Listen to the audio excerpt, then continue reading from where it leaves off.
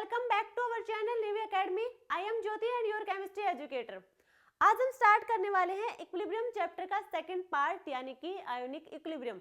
इससे पहले हमने केमिकल इक्विलिब्रियम उसके कॉन्सेप्ट क्लियर कर लिए थे, साथ में नीट और जेईई मेंस के पीवाईक्यू भी सोल्व कर लिए थे।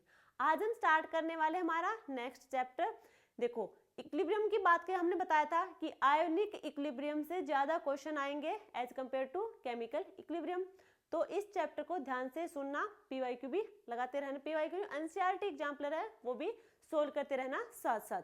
तो आज की क्लास स्टार्ट करते हैं हम आयोनिक इक्विलिब्रियम की, जिसका फर्स्ट टॉपिक रहने वाला हमारा strong electrolyte and weak electrolyte and ionic equilibrium. Strong electrolyte, weak electrolyte and ionic equilibrium क्या है ये डिस्कस करेंगे। इससे पहले हम देखेंगे इलेक्ट्रोलाइट क्या है। What is electrolyte? देखो इलेक्ट्रोलाइट क्या होगा, वो सब्सटेंस जो वाटर में डिजोल्व होगा और आयंस देगा हमें। क्या होगा? कोई भी सब्सटेंस जो वाटर या फिर हम कहें एक्वस सॉल्यूशन में डिजोल्व होकर हमें आयंस देगा, साथ में इलेक्ट्रिसिटी भी कंडक्ट करेगा, उसे हम कहेंगे इलेक्ट्रोलाइट। उसे हम कहेंगे इलेक्ट्रोलाइट।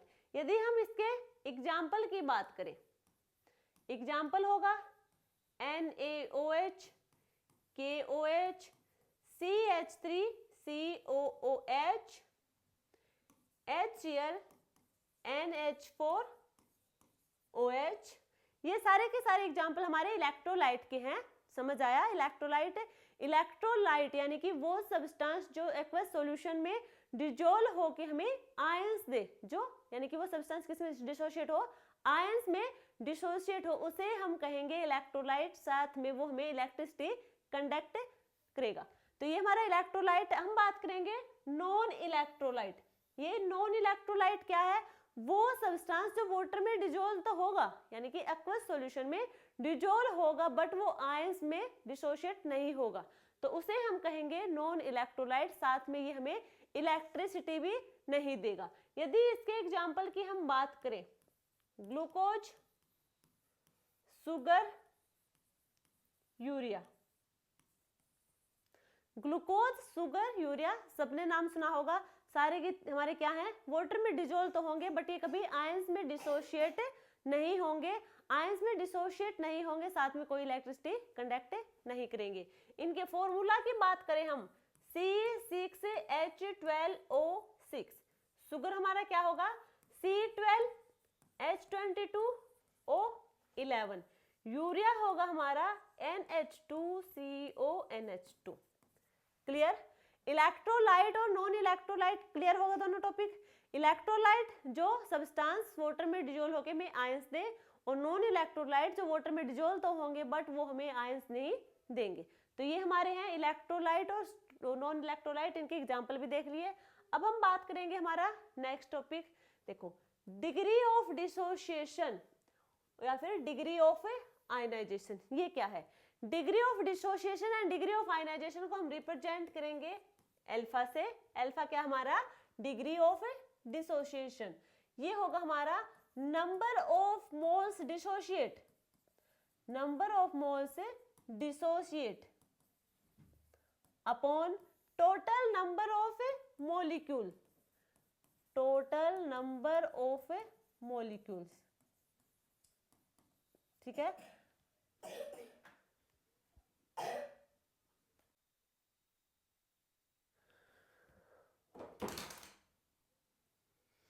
ये होगा हमारा डिग्री ऑफ डिसोसिएशन या फिर हम कहें डिग्री ऑफ आयनाइजेशन, जो कि हमने अल्फा से रिप्रेजेंट किया। और जो इसका फॉर्मूला बनेगा नंबर ऑफ मोल डिसोशिएट, यानी कि जितने भी हमारे टोटल नंबर ऑफ मॉलिक्यूल्स हैं उनमें से कितने नंबर ऑफ मोल्स डिसोशिएट हैं वो वाले moles, upon total number of molecules. ये से हमारा निकल के आएगा डिग्री ऑफ डिसोसिएशन। अब हम बात करेंगे हमारे इलेक्ट्रोलाइट के टाइप्स। इलेक्ट्रोलाइट के टू टाइप होंगे, strong electrolyte and weak electrolyte. ये स्ट्रॉन्ग इलेक्ट्रोलाइट और वीक इलेक्ट्रोलाइट क्या है? देखो स्ट्रॉन्ग इलेक्ट्रोलाइट वो होंगे जो कंप्लीटली डिसोशिएट हो जाएंगे हमारे आयंस में। यानी कि इलेक्ट्रोलाइट क्या था? कोई सब्सटेंस जो वाटर में डिसॉल्व होगा वो डिसोशिएट कर जाएगा आयंस में। स्ट्रॉन्ग इलेक्ट्रोलाइट क्या होगा, डिसोशिएट करेगा, बट वो कंप्लीटली ही डिसोशिएट कर जाएगा आयंस में, वो होगा हमारा स्ट्रॉन्ग। और वीक की बात करें तो ये क्या होगा, वीक है तो इलेक्ट्रोलाइट यानी कि डिसोशिएट तो ये भी करेगा, बट ये करेगा पार्शियली डिसोशिएट होगा आयंस में, कंप्लीटली नहीं होगा, या फिर हम बात करें थोड़ी अमाउंट में डिसोशिएट करेगा आयंस को, ना कि कंप्लीटली। तो ये होगा हमारा वीक इलेक्ट्रोलाइट। यदि हम बात करें इनके एग्जाम्पल की, स्ट्रॉन्ग इलेक्ट्रोलाइट के एग्जाम्पल होंगे NaOH, KOH, HCl, H2SO4, ये होंगे हमारे स्ट्रॉन्ग इलेक्ट्रोलाइट, यानी कि जो कंप्लीटली डिसोशिएट हो जाएंगे आयंस में। हम बात करें वीक इलेक्ट्रोलाइट के एग्जांपल की, वीक इलेक्ट्रोलाइट भी डिसोशिएट होंगे आयंस में, बट वो कंप्लीटली ना होके पार्शियली डिसोशिएट होंगे। इसके एग्जांपल होंगे CH3COOH, NH4OH, ठीक है, ये होंगे हमारे वीक इलेक्ट्रोलाइट के एग्जांपल। क्लियर है, strong and weak electrolyte. Strong electrolyte वो होंगे जो कंप्लीटली डिसोशिएट हो जाएंगे आयंस में, वीक इलेक्ट्रोलाइट वो होंगे जो पार्शियली डिसोशिएट होंगे या फिर थोड़ी अमाउंट में हमारे डिसोशिएट होंगे आयंस में, तो वो होंगे वीक इलेक्ट्रोलाइट। अब हम बात करेंगे हमारा आयोनिक इक्विलिब्रियम। ये आयोनिक इक्विलिब्रियम क्या है, देखो सबसे पहले हम देखेंगे स्ट्रॉन्ग इलेक्ट्रोलाइट। अभी हमने बताया जो कंप्लीटली डिसोशिएट होगा, एग्जांपल से देखेंगे इसे अब हम, जैसे कि HCl, हमारे पास कोई भी कंपाउंड है HCl, अब उसे हम डिजोल्व करेंगे वाटर में, तो हमने लिया वाटर, वाटर में डिजोल्व करेंगे फिर एक्वस सॉल्यूशन में, इससे हमें मिलेगा H3O positive plus Cl negative, यही हमें मिलेगा। HCl कोई कंपाउंड है जिसे हम वाटर में डिजोल्व करेंगे, डिजोल्व हो गए और हमें आयंस देगा, यानी कि ये कंप्लीटली डिसोशिएट होगा आयंस में, कंप्लीटली डिसोशिएट होगा, यानी कि ये वाला एरो, सिंगल एरो, यहाँ पे क्या है, ये कंप्लीटली डिसोशिएट हो रहा है। अब हम बात करेंगे वीक इलेक्ट्रोलाइट की। वीक इलेक्ट्रोलाइट, इसके एग्जांपल की हम बात करेंगे, जो कि होगा CH3COOH प्लस H2O। CH3COOH यानी कि एसिटिक एसिड, ये हमारे पास कंपाउंड है वीक इलेक्ट्रोलाइट का। अब इसे हम वाटर में डिजोल्व करेंगे, वाटर में डिजोल्व करेंगे तो हमें मिलेगा यहाँ पे CH3COO negative plus H3O positive, ये मिलेगा हमें। क्लियर है। अब हम बात करें, यदि हम बात करें, ध्यान से देखो, स्ट्रॉन्ग इलेक्ट्रोलाइट में सिंगल एरो है, वीक इलेक्ट्रोलाइट में डबल एरो है। डबल एरो मींस यहाँ पे है इक्विलिब्रियम, यहाँ पे इक्विलिब्रियम कंडीशन, यानी कि इक्विलिब्रियम अटेन हुआ है वीक इलेक्ट्रोलाइट में। ये जो इक्विलिब्रियम है, हमने केमिकल इक्विलिब्रियम और आयनिक इक्विलिब्रियम दोनों में इक्विलिब्रियम के बारे में डिस्कस करे हैं। केमिकल इक्विलिब्रियम में वहां पे जो इक्विलिब्रियम आया था वो कहा था हमने केमिकल इक्विलिब्रियम है। यहाँ पे जो इक्विलिब्रियम अटेन हुआ उसे हम कहेंगे आयोनिक इक्विलिब्रियम। आयोनिक क्यों? क्योंकि आयंस में डिसोशिएट हुए हैं, तो यह है आयोनिक इक्विलिब्रियम। यदि हमसे कोई पूछे ये आयोनिक इक्विलिब्रियम की फॉर्मेशन कहाँ पे हुई है, ये फॉर्मेशन हुई है between ions and अनडिसोशिएटेड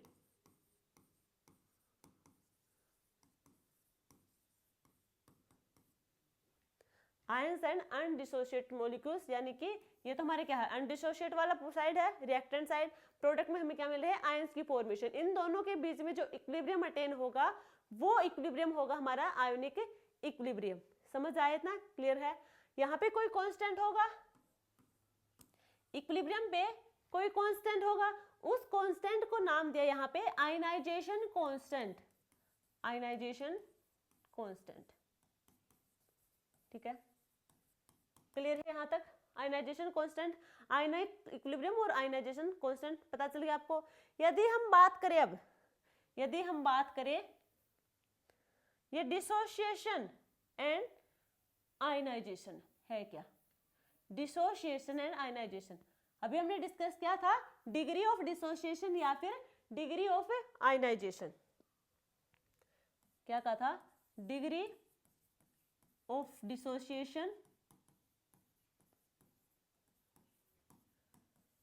and degree of ionisation, यही हमने देखा था। ये डिसोसिएशन और आयनाइजेशन क्या है, ये दोनों टर्म क्या है जिनको हमने अल्फा से रिप्रेजेंट किया था। ये डिसोसिएशन और आयनाइजेशन क्या है, इनमें डिफरेंस क्या है दोनों में।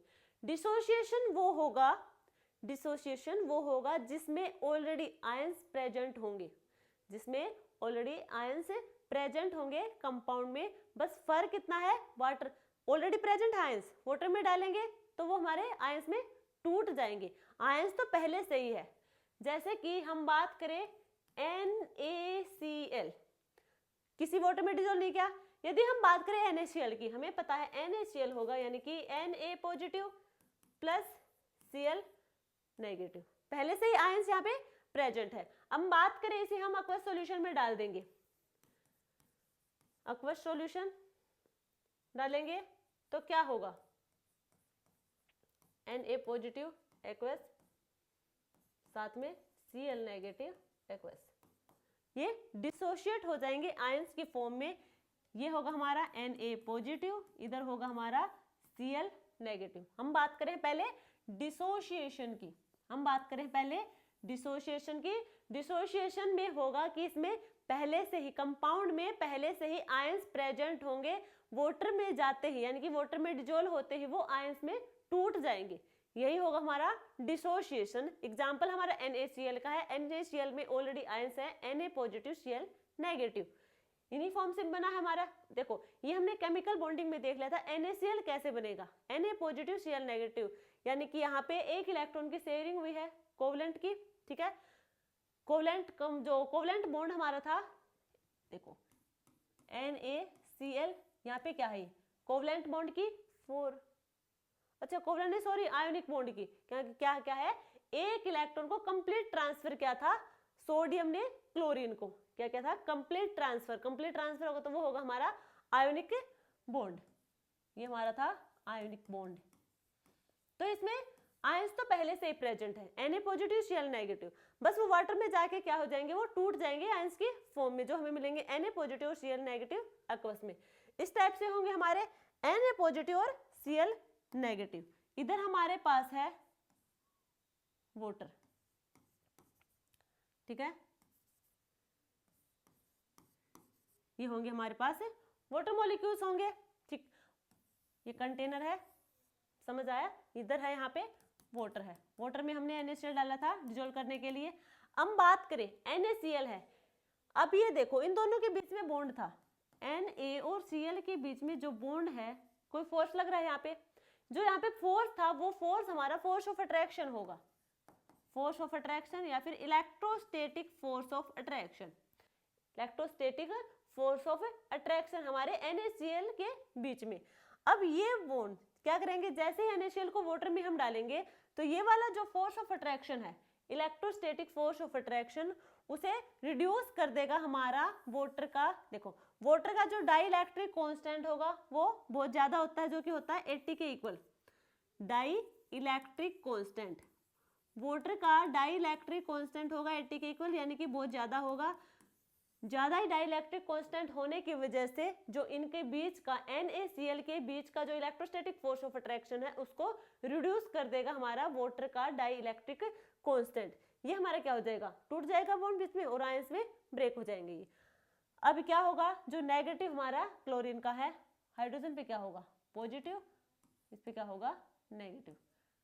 ये किसके साथ बॉन्ड की फॉर्मेशन करेगा, हाइड्रोजन के साथ। और सोडियम हमारे पास क्या है पॉजिटिव, यहाँ पे ऑक्सीजन के पास हमारे पास क्या होंगे लोन पेयर, तो ये हमारा सोडियम के साथ बॉन्ड की फॉर्मेशन करेगा। तो इस टाइप से ये हमारा है डिसोसिएशन। अब हम बात करें आयनाइजेशन की। ये आयनाइजेशन क्या होगा, आयनाइजेशन वो होगा जिसमें पहले से आयंस प्रेजेंट नहीं होंगे, वो वाटर में डिजोल्व होने के बाद आयंस की फॉर्मेशन देगा। आयनाइजेशन में पहले से आयंस प्रेजेंट नहीं होंगे किसी भी कंपाउंड में।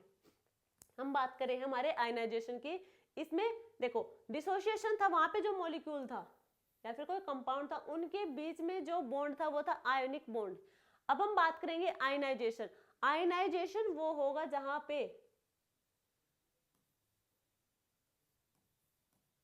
HF, ठीक है, समझ आया? वो होगा जहां पे आयंस पहले से प्रेजेंट नहीं होंगे, आयंस होंगे तब, आयंस की फॉर्मेशन तब होगी जब उसे वाटर में डिजोल्व किया जाएगा। आयंस की फॉर्मेशन वाटर में डिजोल्व होने के बाद होगी। जैसे HF है, HF के बीच में क्या है, बॉन्ड है, वो होगा कोवेलेंट बॉन्ड, और कोवेलेंट बॉन्ड की फॉर्मेशन होती है म्यूचुअल शेयरिंग ऑफ इलेक्ट्रॉन से। तो यहाँ पे म्यूचुअल शेयरिंग ऑफ इलेक्ट्रॉन की वजह से इनके बीच में हुआ है कोवेलेंट बॉन्ड, और वो भी कौन सा, पोलर। तो ठीक है, इसका जो एग्जांपल होंगे हमारे आयनाइजेशन के वो होंगे पोलर कोवेलेंट मॉलिक्यूल, और जो हमारे डिसोसिएशन के होंगे वो होंगे हमारे आयोनिक कंपाउंड। समझ आया इतना? ठीक है, तो यहाँ पे देख लिया हमने डिसोसिएशन एंड आयनाइजेशन। नेक्स्ट हमारा जो टॉपिक है वो है ionisation of weak electrolyte. Weak electrolyte की आयनाइजेशन, या फिर हम इसका दूसरा नाम बोले तो Ostwald dilution law. Ostwald dilution law ये सिर्फ और सिर्फ वीक इलेक्ट्रोलाइट के लिए होता है, इसको हम स्ट्रॉन्ग इलेक्ट्रोलाइट के लिए यूज नहीं कर सकते, ये बात याद रखना। ओसवाल्ड डाइल्यूशन लो होगा हमारा सिर्फ और सिर्फ वीक इलेक्ट्रोलाइट के लिए होगा। क्यों होगा अभी पता चल जाएगा आप लोगों को। यदि हम बात करें वीक इलेक्ट्रोलाइट की, वीक इलेक्ट्रोलाइट जो पार्शियली डिसोशिएट होंगे आयंस में, ना कि कंप्लीटली। अब इसके एग्जांपल की बात करें, इतना तो पता है ना, वीक इलेक्ट्रोलाइट जो पार्शियली डिसोशिएट होंगे आयंस में। यदि हम बात करें CH3COOH एसिटिक एसिड, देखो एक बात और, जो हमारे स्ट्रॉन्ग इलेक्ट्रोलाइट होंगे उनमें जो कंपाउंड होंगे वो होंगे स्ट्रॉन्ग एसिड और स्ट्रॉन्ग बेस। जो वीक इलेक्ट्रोलाइट होंगे उसमें जो कंपाउंड होंगे वो होंगे वीक एसिड और वीक बेस। जो यहाँ पे क्या है, ये एसिड है, कौन सा एसिड है, ये वीक एसिड है, ये है वीक एसिड। वाटर में डिजोल्व करेंगे यानी कि H2O। अब यहाँ पे जो रिएक्शन होगी वो होगी CH3COO negative plus H3O positive, ये होगी हमारे पास। अब हम बात करें इनकी कंसंट्रेशन। इनिशियल कंसंट्रेशन क्या होगी, इनिशियल कंसंट्रेशन सबसे पहले CH3COOH यानी कि एसिटिक एसिड की होगी C, ये होगी एसिटिक एसिड की कंसंट्रेशन C। अब हम बात करें इनिशियल में, अभी तक कोई रिएक्शन करवाई नहीं है, रिएक्शन नहीं करवाई है तब तक प्रोडक्ट की कोई कंसंट्रेशन नहीं होगी, यानी कि रिएक्शन हुई नहीं है तो इनकी कंसंट्रेशन क्या होगी, 0 होगी। अब हम बात करें आफ्टर रिएक्शन, रिएक्शन करवाने के बाद कंसंट्रेशन क्या होगी, रिएक्शन करवाई हमने, इनकी वाटर में डिसॉल्व किया, रिएक्शन होगी, तो यहाँ पे जो कंसंट्रेशन होगी वो होगी हमारी C alpha. C alpha concentration है प्रोडक्ट की, तो यहाँ पे क्या होगा, रिएक्टेंट में से C अल्फा माइनस कर देंगे, C माइनस C अल्फा, जितनी प्रोडक्ट की कंसंट्रेशन आई है निकल के उसको हम माइनस कर देंगे रिएक्टेंट वाली कंसंट्रेशन से। अब यहाँ पे हम बात करें वाटर की, वाटर होता हमारा, वाटर की कंसंट्रेशन, कंसंट्रेशन ऑफ वाटर होगी हमारी कांस्टेंट, कंसंट्रेशन ऑफ वाटर होगी कांस्टेंट, जिसकी वैल्यू होगी 55.5। जो वाटर की कंसंट्रेशन होगी वो होगी कांस्टेंट, वैल्यू है 55.5। अब हम बात करेंगे यहाँ पे के हमारा क्या होगा, के होगा हमारा कांस्टेंट, इक्विलिब्रियम कांस्टेंट होता हमारा के। किसका जो फॉर्मूला था जो हमने केमिकल इक्विलिब्रियम में देखा था वो था हमारा concentration of product, concentration of product upon concentration of reactant. तो कुछ इस टाइप से होगा हमारा CH3COOH H2O। H2O को अभी बताया हमने क्या है, इसकी कंसंट्रेशन कांस्टेंट है, कांस्टेंट है तो ये क्या होगा, एक किस्म से कांस्टेंट है जिसको हम रिप्रेजेंट करेंगे के वाटर। अब इस टर्म को इसको हम इधर लेके जाएंगे तो क्या होगा, मल्टीप्लाई में हो जाएगा, मल्टीप्लाई में होगा तो क्या होगा, K into K water is equal to CH3। चलो इनकी वैल्यू रख देते हैं यहीं पे, CH3CO की नेगेटिव की वैल्यू यानी किसकी कंसंट्रेशन है C अल्फा, CH3O पॉजिटिव की भी है C अल्फा। यदि हम बात करें CH3COH की वो है C माइनस C अल्फा, जिसमें हम लिख सकते हैं C को कॉमन ले लिया तो होगा 1 माइनस अल्फा, ये होगा C को कॉमन 1 माइनस अल्फा, ये आया। यहाँ पे देखो दोनों कांस्टेंट है, K भी क्या है कांस्टेंट है और ये भी क्या है कांस्टेंट, इन दोनों से मिलके एक नया कांस्टेंट होगा जो कि होगा K डैश। अब देखो आगे, ये होगा के डैश इज इक्वल टू सी, एक सी से एक सी कैंसिल, तो ये होगा सी अल्फा स्क्वायर इस टाइप से अपॉन 1 माइनस अल्फा। अल्फा क्या है? डिग्री ऑफ डिसोसिएशन या फिर हम कहें डिग्री ऑफ आयनाइजेशन। अल्फा होगा हमारा डिग्री ऑफ डिसोसिएशन या फिर डिग्री ऑफ आयनाइजेशन। अब बात करें यहाँ पे ओसवाल्ड डाइल्यूशन लॉ में वीक इलेक्ट्रोलाइट की, वीक इलेक्ट्रोलाइट जिसमें होगा डिग्री ऑफ डिसोसिएशन बिल्कुल कम, नेग्लिजिबल कर देंगे इसे हम, यानी कि बहुत बहुत बहुत कम होगा 1 से, ठीक है। 1 से कम होगा बहुत ज्यादा, तो क्या करेंगे, इसे हम नेग्लेक्ट कर देंगे। तो सी अल्फा स्क्वायर के इक्वल हो जाएगा K dash is equal to C alpha square. यदि हमें अल्फा कैलकुलेट निकालना हो तो alpha square is equal to K dash upon C. ये तो हमारा अल्फा स्क्वायर को उठाएंगे तो हमारा आएगा alpha is equal to root K C. के डैश लिखो या फिर देखो, ये तो हमने लिख दिया alpha is equal to K dash root के डैश बाई सी। अब देखो ये जो के हमारा यहाँ पे है, यहाँ हम एसिडिक की बात करे थे, एसिड की, तो इसको हमने जो हमारा कांस्टेंट है ये हो जाएगा के, एसिड के लिए कांस्टेंट है। यदि हम बात करें बेस के लिए, तो बेस के लिए हो जाएगा alpha is equal to root K B C. Clear है? ओसवाल्ड डाइल्यूशन लॉ क्लियर होगा। ये सिर्फ वीक इलेक्ट्रोलाइट के लिए होगा, स्ट्रॉन्ग इलेक्ट्रोलाइट के लिए नहीं होगा। क्यों नहीं होगा, ये समझ आ गया होगा, क्योंकि यहाँ पे नीड होगी हमें इक्विलिब्रियम की। अब स्ट्रॉन्ग इलेक्ट्रोलाइट में कोई इक्विलिब्रियम होगा नहीं, तो उसके हम ओसवाल्ड डाइल्यूशन लॉ वहाँ पे नहीं लगा सकते। हम अप्लाई करेंगे सिर्फ और सिर्फ वीक इलेक्ट्रोलाइट पे, क्योंकि यहाँ पे होगा इक्विलिब्रियम अटेन करेगा। तो उसके लिए हमें ये कैलकुलेट करनी सारी चीजें, जो कि हमारा अल्फा आया है, यानी कि डिग्री ऑफ डिसोसिएशन हमारा होगा रूट के बाई सी। एसिड होगा तो उसे हम लिख देंगे के ए बाई सी, और बेस होगा तो वहां पे लिख देंगे रूट के बी बाई सी। समझ आया यहाँ पे ओसवाल्ड डाइल्यूशन लॉ। नेक्स्ट हम बात करेंगे various concepts of acid and base. Acid and base, देखो अभी हम पढ़ रहे हैं स्ट्रॉन्ग इलेक्ट्रोलाइट, वीक इलेक्ट्रोलाइट, इसमें एसिड बेस आ रहे हैं, स्ट्रॉन्ग एसिड, वीक एसिड, क्या है ये, तो ये हम डिस्कस करेंगे कि कितने टाइप से, बहुत टाइप से हैं। देखो हमने पढ़ा होगा कहीं Lewis base, Bronsted acid, Bronsted base, Arrhenius acid, Arrhenius base, ये इतने टाइप के एसिड और बेस हैं। इन सब के बारे में हम डिस्कस करेंगे यहाँ पे। देखो सबसे पहले हमारा है classical concepts of acid and base. Classical concept of acid and base. देखो एसिड एंड बेस है क्या ये? एसिड वो होगा जो ब्लू लिटमस को कन्वर्ट करेगा रेड में, जिसमें ब्लू लिटमस टर्न होगा हमारा रेड लिटमस पेपर में। बेस वो होगा जो उसमें रेड लिटमस टर्न होगा ब्लू में, ब्लू लिटमस पेपर में। यदि हम बात करें एसिड, एसिड होगा हमारा टेस्ट में कैसा? सोर इन टेस्ट। यदि हम बात करें बेस की, जो होगा bitter in taste, bitter in taste, bitter यानी कि कड़वा, शोर यानी कि खट्टा। यदि हम बात करें एसिड की, एसिड, यदि एसिड की हम किसी भी एक्टिव मेटल के साथ रिएक्शन करवा देंगे तो हमें मिलेगा हाइड्रोजन। एसिड की किसी भी एक्टिव मेटल के साथ रिएक्शन करवा देंगे तो हमें मिलेगा हाइड्रोजन। हम बात करें बेस की, बेस होगा हमारा स्लिपरी नेचर का, स्लिपरी, या फिर हम कहें शोपी, स्लिपरी नेचर का होगा हमारा बेस। क्लियर होगा? एसिड एंड बेस हमारे क्या है? एसिड वो होगा जो ब्लू लिटमस को चेंज कर देगा हमारा रेड में, बेस होगा जो रेड को कर देगा ब्लू में। ये होगा सोर इन टेस्ट, बिटर इन टेस्ट। ये हमारा क्या होगा?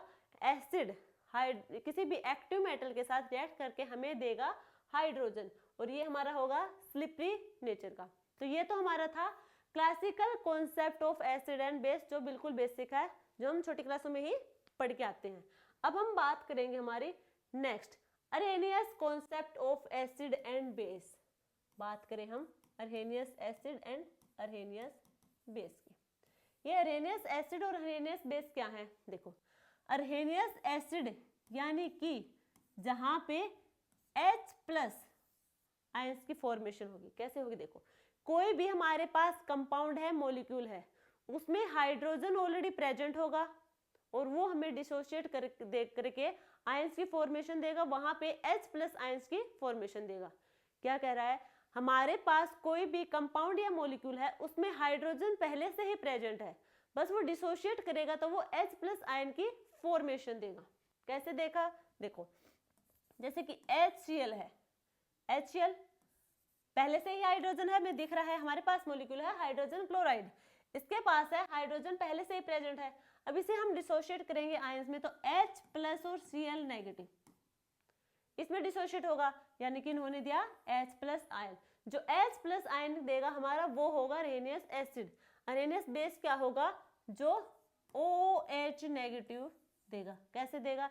कोई भी मॉलिक्यूल है हमारा, उसके पास OH ऑलरेडी प्रेजेंट होगा, जब वो डिसोशिएट होगा वहां पे हमें OH नेगेटिव आयंस की फॉर्मेशन देगा। जैसे कि NaOH, अब यहाँ पे क्या OH पहले से ही प्रेजेंट है, जब ये आयंस में डिसोशिएट होगा तो Na positive plus OH negative, किसकी फॉर्मेशन दी? OH नेगेटिव की। तो अर्हेनियस एसिड वो होगा जहां पे हाइड्रोजन यानी कि H प्लस आयन की फॉर्मेशन होगी, और हमारा अर्हेनियस बेस वो होगा जहां पे OH नेगेटिव की फॉर्मेशन होगी। ये हमारा है अर्हेनियस एसिड एंड अर्हेनियस बेस। अब हम बात करेंगे स्ट्रॉन्ग एसिड, स्ट्रॉन्ग बेस और weak acid and weak base की। कैसे? देखो, एग्जाम्पल से बात करेंगे। यदि हम बात करें पहले strong acid and weak acid. Acid है तो ये क्या होंगे? अर्हेनियस एसिड। अर्हेनियस एसिड दो टाइप के हैं, जैसे कि स्ट्रॉन्ग एंड वीक। अब हम बात करें, सबसे पहले हम स्ट्रॉन्ग एसिड की बात करेंगे, तो स्ट्रॉन्ग एसिड यानी कि HCl जो डिसोशिएट होगा H plus Cl negative, H plus Cl negative. यदि हम बात करें, इसे हमने वाटर में डिजोल्व किया H2O, तो हमें मिलेगा H3O positive plus Cl negative. ठीक है, ये क्या है? ये हाइड्रोनियम आयन है जहां पे H प्लस आयन, या फिर हम कहें H प्लस आयन की फॉर्मेशन होगी, या फिर H3O पॉजिटिव। हम बात करें, ये तो स्ट्रॉन्ग एसिड। अब हम बात करें वीक एसिड की। वीक एसिड हमारा क्या होगा? वीक एसिड होगा जैसे कि CH3COOH। वीक एसिड हमारा ये होगा CH3COO negative plus H positive. ठीक है, अब देखो, ध्यान से देखो, अर्हेनियस एसिड ने कहा कि हमें H प्लस आयन की फॉर्मेशन होगी। अब दोनों में है H प्लस आयन की फॉर्मेशन है, स्ट्रॉन्ग एसिड भी और वीक एसिड भी दोनों दे रहे हैं। ये हमें कंप्लीटली देगा, यानी कि H प्लस आयन होगा वो कंप्लीटली डिसोशिएट हुआ है कंपाउंड से। यदि हम बात करें यहाँ पे जो H प्लस आयन है वो एसिटिक एसिड से पार्शियली डिसोशिएट हुआ है, वो कंप्लीटली डिसोशिएट नहीं हुआ है, तो ये हमारे होंगे एसिड। यदि हम बात करें बेस की, अर्हेनियस बेस की, सबसे पहले देखो स्ट्रॉन्ग बेस क्या होगा हमारे पास? NaOH। NaOH हमारा स्ट्रॉन्ग बेस होगा। अब OH इसके पास पहले से प्रेजेंट है, डिसोशिएट होगा Na plus OH negative, Na plus OH negative. यदि हम बात करें वीक बेस की, वीक बेस होगा हमारा NH4OH, ये हमें देगा NH4 positive plus OH negative, इसमें डिसोशिएट होगा।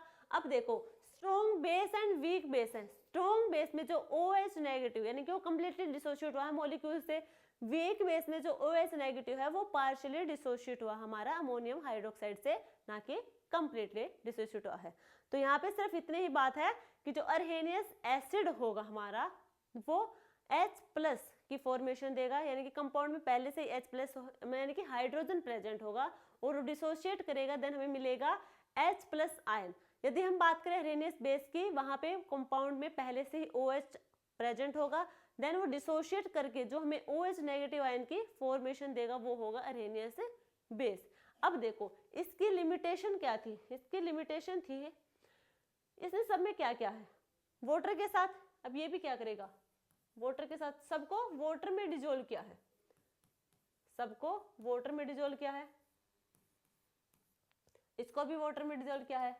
यदि हम बात करें NaOH को एक्वस में डिजोल्व किया है तो हमें मिलेगा Na plus aqueous OH negative aqueous.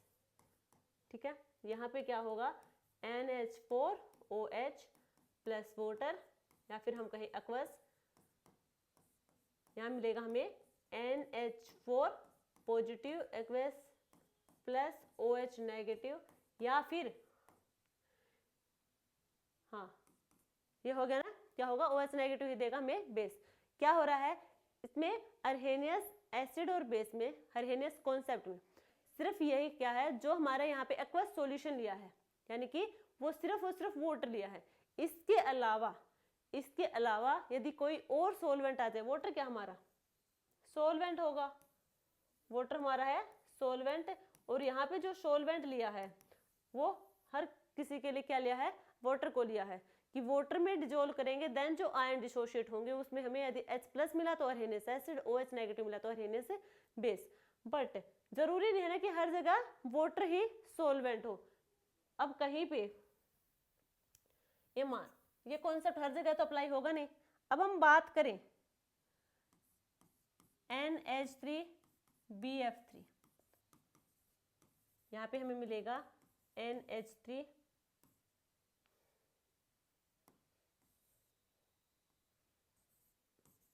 BF3 NH3, इस टाइप से होगा। तो यहाँ पे ये भी क्या है एसिड।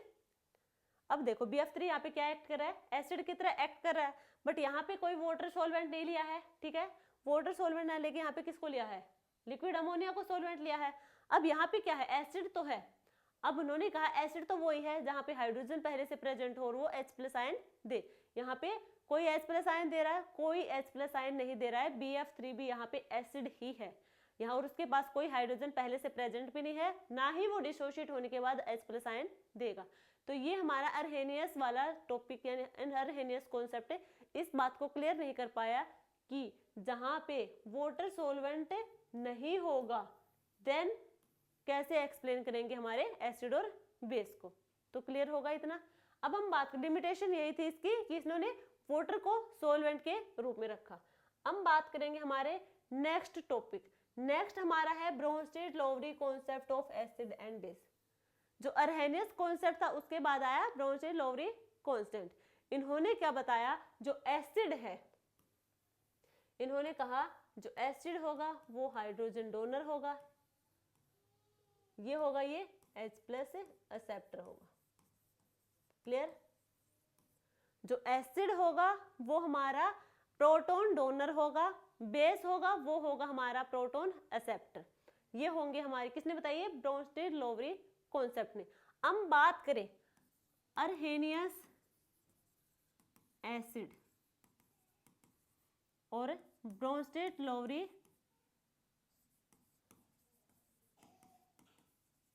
एसिड की। अब दोनों में क्या है, दोनों में ही H+ आयंस की फॉर्मेशन होगी। एसिड तो दोनों इक्वल हैं। अरहेनियस एसिड ने भी क्या कहा था, H+ आयन की फॉर्मेशन देगा। ब्रोंस्टेड-लोवरी एसिड ने भी ये कहा था जहां पे हाइड्रोजन डोनर हो, यानी कि ये भी H+ आयन की फॉर्मेशन कर रहा है। तो ये बात तो बिल्कुल सही है। यदि हम बात करें अरहेनियस बेस की, अरहेनियस बेस और ब्रोंस्टेड-लोवरी बेस, इन्होंने कहा था कि OH नेगेटिव की फॉर्मेशन हो। ब्रोंस्टेड-लोवरी एसिड ने कहा कि ये प्रोटॉन एक्सेप्टर हो। तो ये बिल्कुल भी सेम नहीं है, दोनों डिफरेंस बात है। ठीक है, अब देखो यहाँ पे यदि हम बात करें एग्जाम्पल की, यदि हम बात करें एग्जाम्पल की, जैसे कि NH3 है प्लस H पॉजिटिव, NH3 है साथ में क्या है H+ है, क्या होगा, NH4 पॉजिटिव। क्या हुआ यहाँ पे, प्रोटॉन एक्सेप्ट क्या है, अमोनिया ने प्रोटॉन एक्सेप्ट करेगा। या फिर हम बात करें H2O H प्लस, यहाँ पे क्या होगा H3O प्लस। क्या हुआ यहाँ पे, प्रोटॉन एक्सेप्ट हुआ है। प्रोटॉन एक्सेप्ट कहाँ होगा, बेस में। यदि हम इसे और अच्छे तरीके से देखें, देखो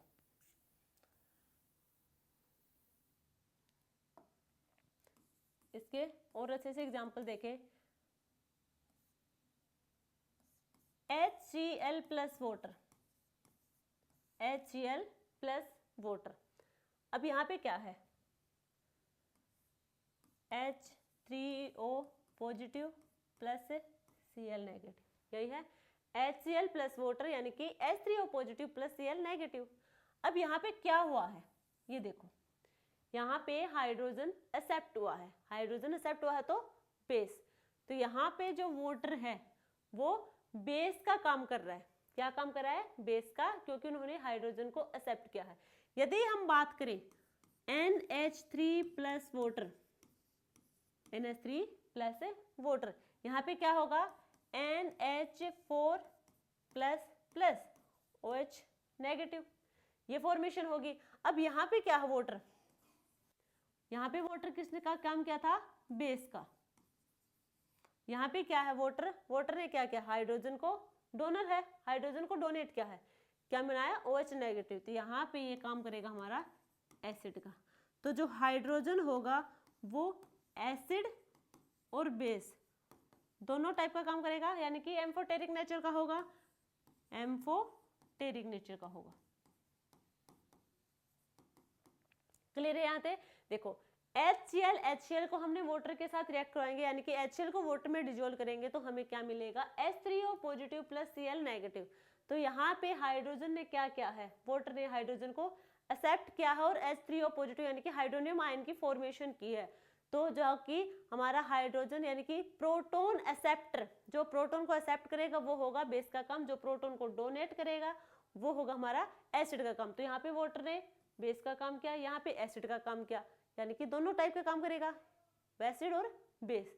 तो ये होगा हमारा amphoteric in nature, amphoteric nature का होगा जिसके पास दोनों प्रॉपर्टी होंगे। तो ये हमारा है ब्रोंस्टेड-लोवरी कॉन्सेप्ट। यदि हम बात करें नेक्स्ट होगा हमारा लेविस एसिड और लेविस बेस।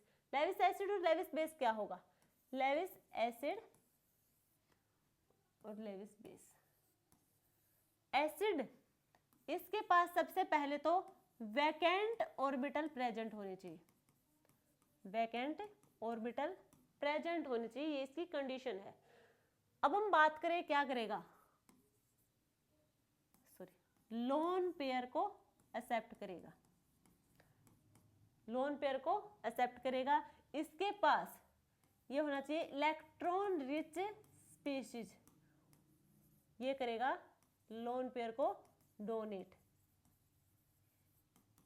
ठीक है, सबसे पहले लेविस बेस होगा, उसके पास ऑक्टेट कंप्लीट होना चाहिए, साथ में उसके पास इलेक्ट्रॉन होने चाहिए, इलेक्ट्रॉन रिच स्पीशीज होना चाहिए, तभी वो लोन पेयर को डोनेट करेगा। यदि हम बात करें लेविस एसिड की, तो इसके पास वैकेंट ऑर्बिटल होना चाहिए, तभी वहां पे लोन पेयर को एक्सेप्ट करेगा।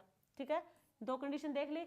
अब हम बात करें लेविस एसिड के एग्जाम्पल की, लेविस एसिड और लेविस बेस के एग्जाम्पल की।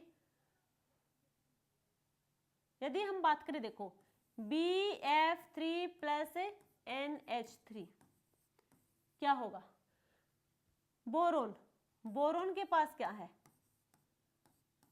3 इलेक्ट्रॉन और तीनों इलेक्ट्रॉन ने बॉन्डिंग की फ्लोरीन के साथ।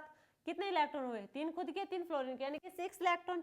6 इलेक्ट्रॉन है तो ये कैसा है, इलेक्ट्रॉन डेफिशिएंट स्पीशीज होगा, इलेक्ट्रॉन डेफिशिएंट स्पीशीज है, बट इसके पास वैकेंट इलेक्ट्रॉन तो है। अपना ऑक्टेट कंप्लीट करना तो ये भी चाहेगा।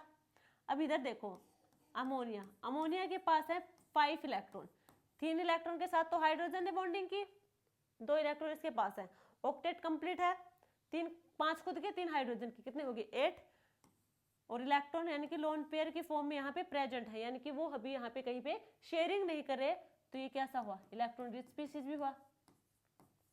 इलेक्ट्रॉन रिच स्पीशीज है तो ये अपना लोन पेयर इसके वैकेंट ऑर्बिटल में डाल देगा, ये इसका वैकेंट ऑर्बिटल है। यहाँ पे क्या हुआ, बॉन्ड की फॉर्मेशन हुई। अब यहाँ पे देखो इसके पास वैकेंट ऑर्बिटल थी, इन्होंने इलेक्ट्रॉन को एक्सेप्ट किया है, इलेक्ट्रॉन को एक्सेप्ट किया है तो ये क्या होगा, लेविस एसिड का काम करेगा, BF3 लेविस एसिड का काम करेगा, ठीक है।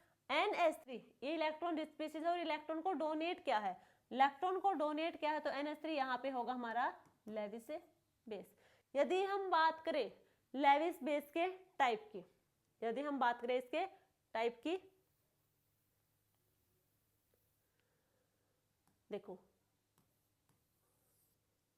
फर्स्ट तो कोई भी मॉलिक्यूल उसका ऑक्टेट कंप्लीट हो और उसके पास लोन पेयर प्रेजेंट हो, कोई भी मॉलिक्यूल उसका ऑक्टेट कंप्लीट हो साथ में उसके पास लोन पेयर प्रेजेंट हो। एग्जांपल यानी कि NH3, ठीक है।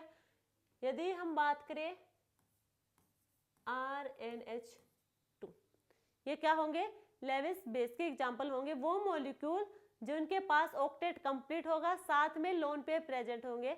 यदि हम बात करें सेकंड टाइप के, कौन से मॉलिक्यूल होंगे, जिनके पास एनायन होगा, नेगेटिव चार्ज होगा, जो नेगेटिवली चार्ज मॉलिक्यूल होंगे वो होंगे हमारे लेविस एसिड और उनके पास उनका ऑक्टेट कंप्लीट होना चाहिए। यदि हम बात करें क्लोरीन, ब्रोमीन, आयोडीन, तो ये क्या होंगे हमारे पास लेविस बेस के एग्जांपल, वो मॉलिक्यूल जिनके ऊपर नेगेटिव चार्ज हो साथ में उनका ऑक्टेट कंप्लीट हो बेस। यदि हम बात करें लेविस एसिड की, ये होने चाहिए हाइपोवैलेंट मॉलिक्यूल होंगे, वो लेविस एसिड की तरह बिहेव करेंगे, जैसे कि BeCl2, BCl3, AlCl3, ठीक है। और ये कैसे होने चाहिए, इनके पास वैकेंट ऑर्बिटल भी होने चाहिए, वैकेंट ऑर्बिटल भी होने चाहिए इलेक्ट्रॉन को लेने के लिए, क्लियर है। इनके पास वैकेंट ऑर्बिटल होने चाहिए, साथ में हाइपोवैलेंट मॉलिक्यूल होंगे, वो होंगे हमारे लेविस एसिड, जो इलेक्ट्रॉन रिच स्पीशीज यानी कि जिनके पास नेगेटिवली चार्ज होगा वो हमारे लेविस बेस होंगे, साथ में वो मॉलिक्यूल जिसके पास ऑक्टेट कंप्लीट हो साथ में उसके पास लोन पेयर प्रेजेंट हो तो वो भी हमारा क्या होगा, लेविस बेस। तो ये था हमारा Lewis concept of acid and base का, सारे टाइप देख लिए हमने एसिड एंड बेस के कॉन्सेप्ट के। अब हम बात करेंगे dissociation and association of acids and base. देखो dissociation and association of acids and base, हमने देखा CH3COOH प्लस H2O, जिससे हमें मिलेगा CH3COO negative plus H3O positive. ये हमने करवाया है एसिड से, ये हमने रिएक्शन करवाई है एसिड की।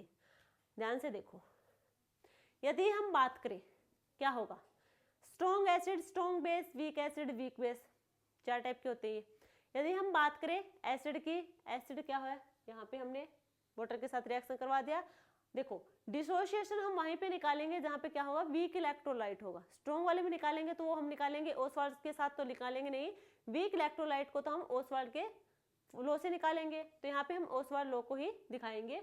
अब यहाँ पे क्या है, CH3COH को वाटर के साथ क्या डिजोल्व, हमें मिला CH3CO नेगेटिव और H3O पॉजिटिव। हम बात करें बेस की, बात करें बेस की, NH4OH ये हमारा बेस होगा, वाटर के साथ करवाएंगे NH4 aqueous plus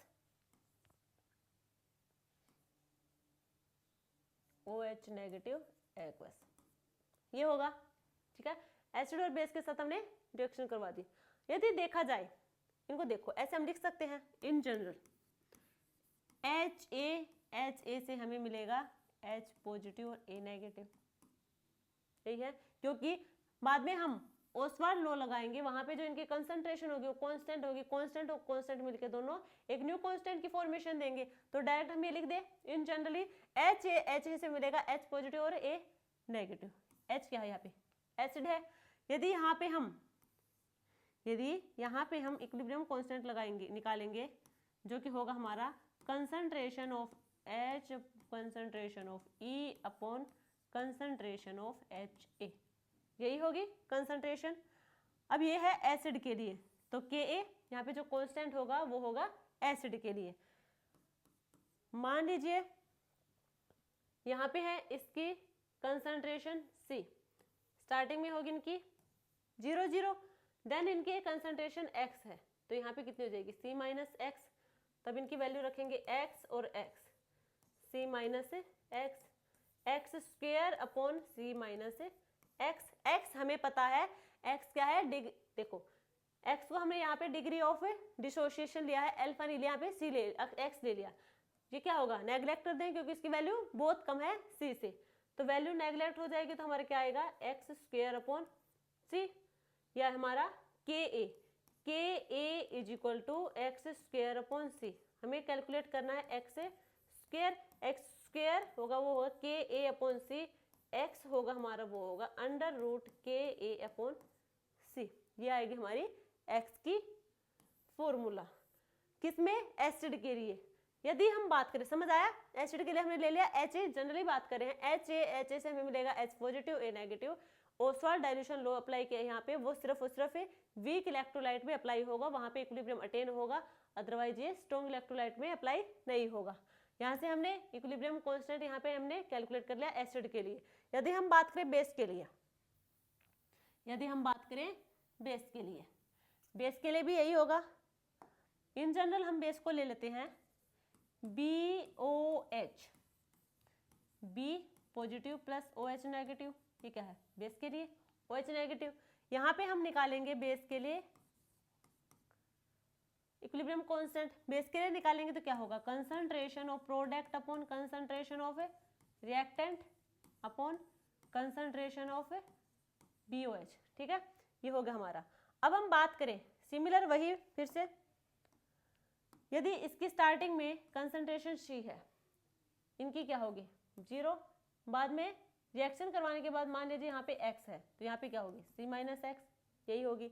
value put करेंगे KB is equal to x into x upon C minus x, x क्या हो जाएगा एक्स स्क्वेयर, ये क्या हो जाएगा नेग्लेक्ट हो जाएगा, क्योंकि हमारे वीक इलेक्ट्रोलाइट में डिग्री ऑफ डिसोसिएशन होगा वो बहुत कम होगा, नेग्लेक्ट हो जाएगा।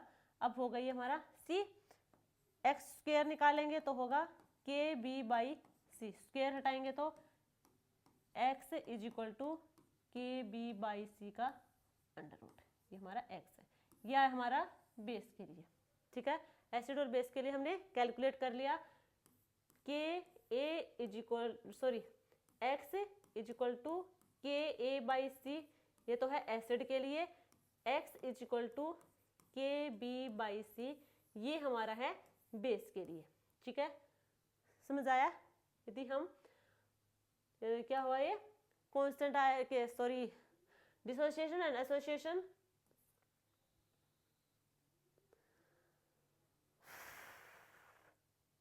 ये हमारे यहाँ पे क्या है x, हमारे यहाँ पे क्या है डिग्री ऑफ डिसोसिएशन, या फिर बात करें हम डिग्री ऑफ एसोसिएशन की, ये हमारा होगा कांस्टेंट एसिड के लिए, ये होगा बेस के लिए, ठीक है, क्लियर यहाँ पे। अब हम नेक्स्ट हमारा है, नेक्स्ट होगा strength of acids and base, यानी कि रिलेटिव स्ट्रेंथ निकालनी है। अभी तक हम सिर्फ एक की बात कर रहे थे, कोई एक एसिड है, यदि हम बात करें हमारे पास कोई दो एसिड है फिर दो बेस है, तो उनकी स्ट्रेंथ क्या होगी। देखो हमें इतनी लंबा डेरिवेशन की नीड है नहीं। यदि हम बात करें alpha is equal to root KA by C, ठीक है, और alpha is equal to KB by C, ये एसिड के लिए होगा हमारा डिग्री ऑफ डिसोसिएशन, ये होगा हमारा बेस के लिए। अब हम बात करेंगे रिलेटिव स्ट्रेंथ, यानी कि एक से ज्यादा एसिड या फिर एक से ज्यादा बेस हो तब क्या होगा। एक से ज्यादा होगा तो हम लिखा लेंगे alpha 1 upon alpha 2 is equal to KA1 upon C into C upon KA2। इधर होगा हमारा alpha 1 upon alpha 2 is equal to under root KB1 upon C into C upon KB2, C cancel, हमारा आएगा alpha 1 upon alpha 2 is equal to KA1 upon KA2। इधर होगा alpha 1 upon alpha 2 is equal to KB1 upon KB2। ठीक है, ये हमारे है relative strength acid के लिए, ये होगा रिलेटिव स्ट्रेंथ बेस के लिए। ठीक है, एक से ज्यादा हमें एसिड या बेस गिवन हो तो वहां पे ये फॉर्मूला अप्लाई करेंगे। आगे का जो हमारा चैप्टर होगा वो हम नेक्स्ट क्लास में करवाएंगे, कुछ न्यूमेरिकल भी करवाएंगे नेक्स्ट क्लास में। ठीक है, टॉपिक देख देख के जो कॉन्सेप्ट होगा उसी पे बेस हम वहीं पे न्यूमेरिकल करवा देंगे, ताकि कॉन्सेप्ट ज्यादा डिफिकल्ट ना लगे। 2 दिन के बाद साथ साथ क्वेश्चन करवा देंगे तो आपको समझ आने लग जाएगा। ठीक है, तो ये थी हमारी आज की क्लास। अगर वीडियो अच्छी लगे तो लाइक शेयर एंड सब्सक्राइब करना। Thank you.